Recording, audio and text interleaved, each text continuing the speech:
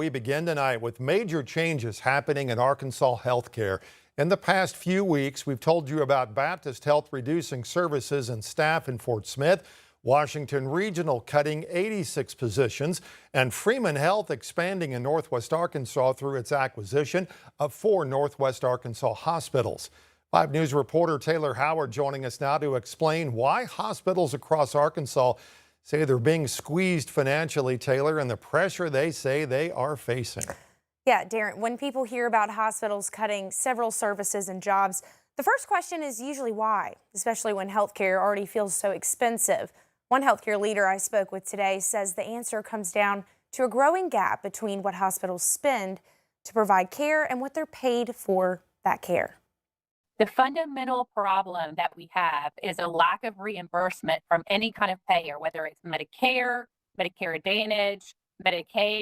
Those reimbursements are not keeping up with the increased costs that our hospitals are trying to absorb so that they can still take care of patients. Tritt says many hospitals are dealing with many of the same rising costs that families are: medications, fuel, utilities, and supplies. She points to reimbursement rates as one of the biggest problems. Arkansas Hospital Association says Arkansas hospitals average about $8,800 in reimbursement per patient.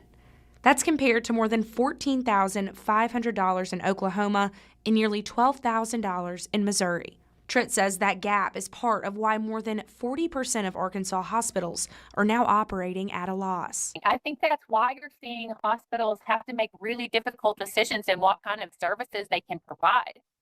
Most people, when you think of a hospital, you think, oh, if I need to go to the labor and delivery department, every hospital in Arkansas is going to have labor and delivery. That's not true. Arkansas now has 31 hospitals with labor and delivery units. That's 9 fewer than in 2020. And you can't keep the folks employed who need to do the work to make sure that moms can deliver their baby safely. And it's terrifying. We're very, very concerned about it all across the state. And she says hospitals are at a crossroads, taking care of the patients who need them today while trying to plan for the workforce they'll need years from now.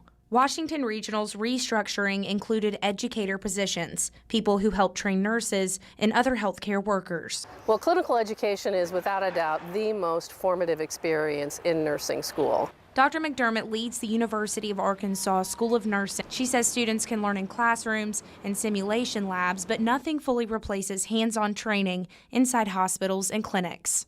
If there aren't enough hospitals and clinics and places to take nurses to train them, then we won't be able to expand these programs. McDermott says that matters because Northwest Arkansas keeps growing and hospitals are still looking for nurses who want to live and work here after graduation.